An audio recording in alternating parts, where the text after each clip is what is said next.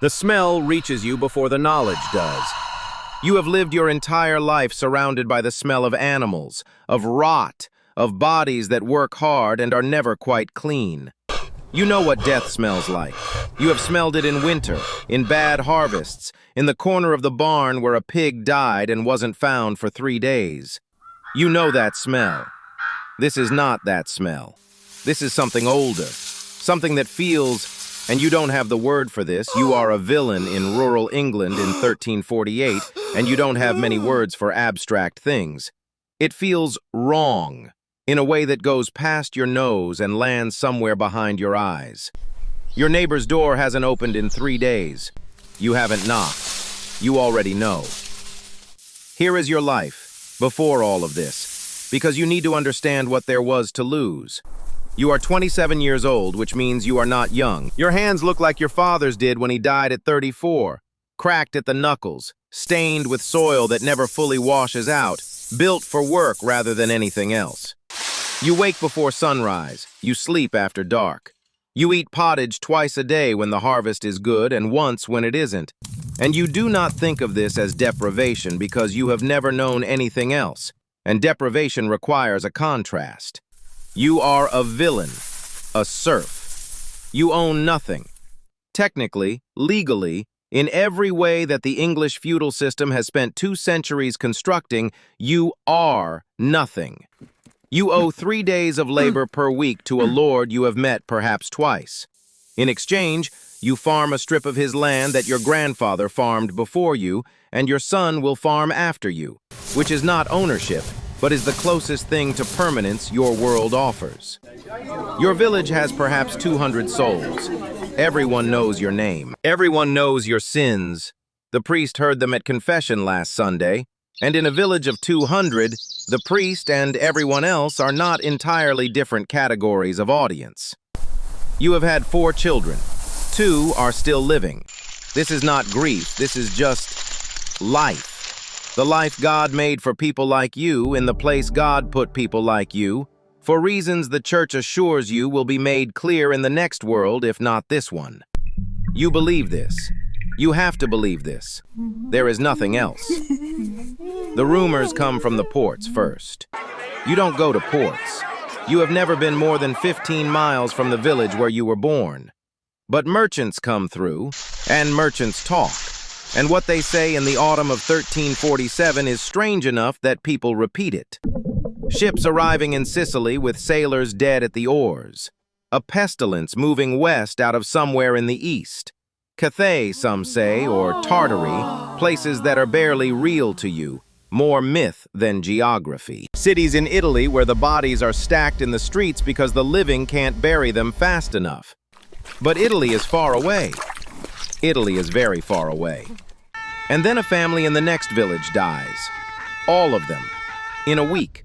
And then a man at the summer market begins sweating in a way that makes people, without knowing why, step back from him. Some animal instinct kicking in below the level of thought.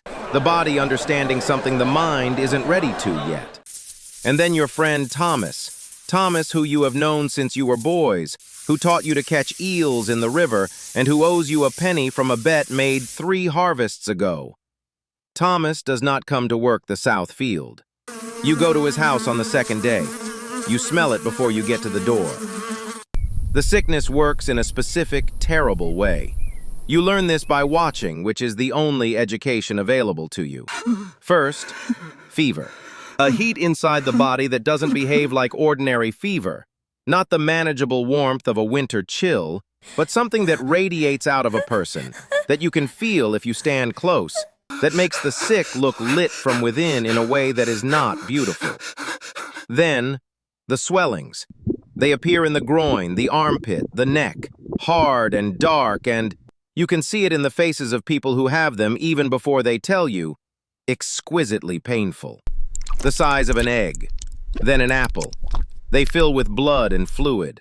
Some burst open in a way that is exactly as terrible as you are imagining. Some don't, which is somehow worse, because the ones that don't burst seem to be the ones where the person dies faster. The skin at the extremities begins to darken. Then comes the bleeding, from the nose, from beneath the skin, the body essentially trying to leave through its own surface. Then, usually within 5 days, death. Some die in 2, some last 10. Some, a very small number, and no one understands why, including them, survive. They walk out of it dazed and diminished, and carry for the rest of their lives the particular guilt of the randomly spared. There is no doctor in your village. The nearest physician is in London and charges more than you will earn in a decade. He also has no idea what to do. He is bleeding his patients and offering dietary advice and praying, which puts him only slightly ahead of you, and only on 2 of the 3. The priest tells you to pray harder. He is not wrong to say this. Prayer is the technology available to you. It is what you have. And besides, he genuinely believes it. You can see that he does.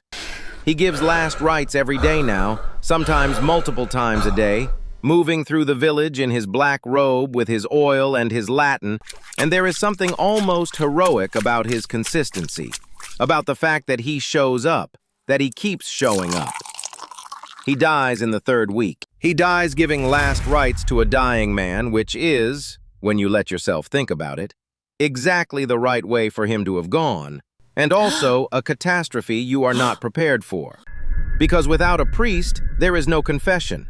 Without confession, there is no absolution. Without absolution, when you die, and you are beginning to understand that when is doing more work in that sentence than if, your soul may go to hell. The dying are more afraid of this than the dying itself. You understand this fear. You share it.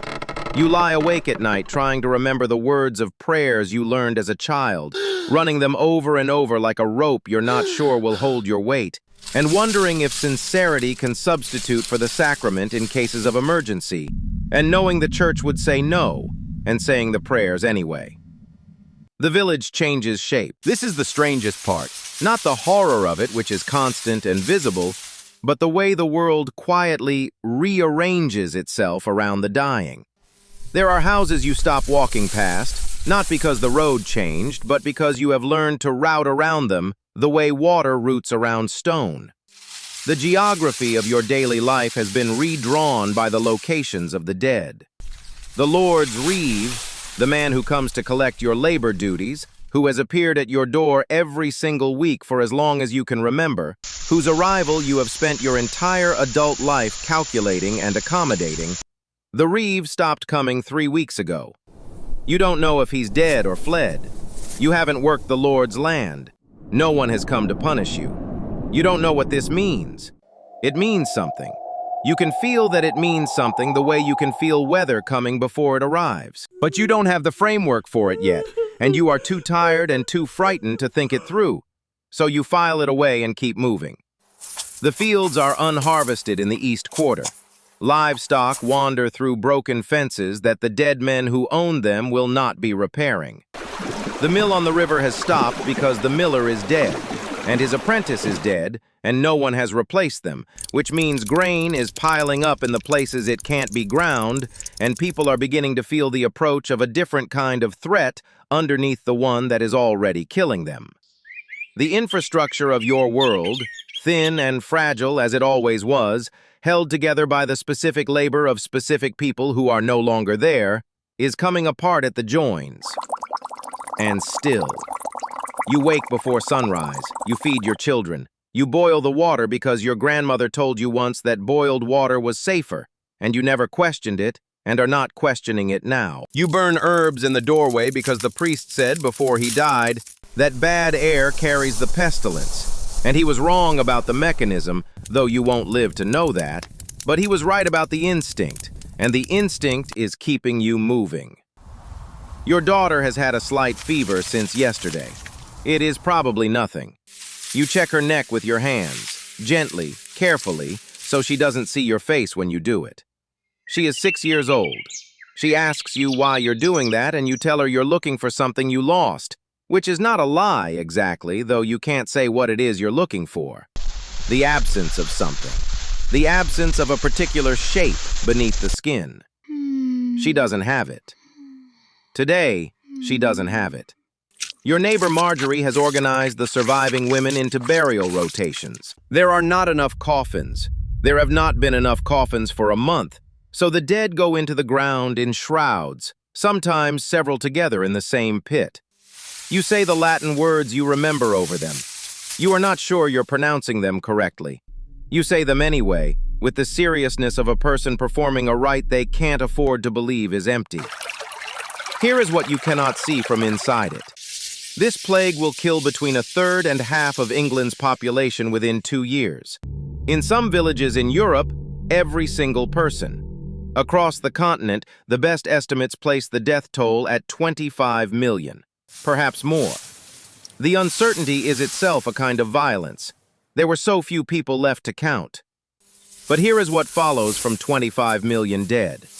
The survivors are scarce. And scarce labor, in an economy that runs entirely on labor, is suddenly valuable in a way it has never been before. The lords need the villains more than the villains need the lords. And this is, quietly, without anyone standing up and declaring it, a complete inversion of everything your world was built on. Within a generation, serfs across England begin demanding wages. Some lords pay them, some don't, and some of the ones who don't find that their serfs simply leave, which was unthinkable, which was illegal, which is happening anyway because the law requires enforcers, and the enforcers are spread thin across a landscape full of empty fields and grieving people, and no one can be everywhere at once. The peasants' revolt is coming. The legal end of serfdom in England is coming. It will take time. It will be brutal and incomplete and bitterly contested. But it is coming. And this summer, this plague, this specific catastrophe, is part of what starts it. The church will never entirely recover the authority it had before the pestilence walked through the door and took the priest on a Tuesday. Not because faith dies. Faith does not die. The people who survive pray more, not less. But because an institution that claimed to mediate between God and man, that positioned itself as the indispensable mechanism of salvation, could not explain why God sent this, could not stop it, could not even slow it down. The questions that start in 1348 will not find answers for another 2 centuries. But the questions are starting. You are 27 years old. You are standing in a field in England on a summer morning that looks, from a certain angle, like any other summer morning. The light is the same light, the smell of the earth is the same smell, the sound of the river in the distance is the same river. Your daughter's fever broke in the night. She is in the yard. You can hear her. Your neighbor's door still hasn't opened. You have stopped counting the days. You look up at the sky, the same sky that was above your grandfather's grave and your father's grave, and the graves of the 4 children you buried before they turned 5. And you do the only thing that has ever actually been available to you. You keep going. Not because you are brave. Not because you have hope, exactly. Hope requires a picture of the future, and your future has stopped being imaginable.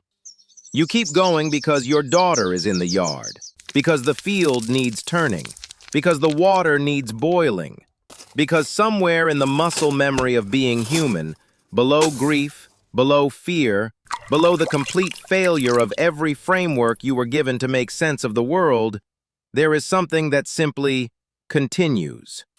You do not have a name for it. You keep going anyway.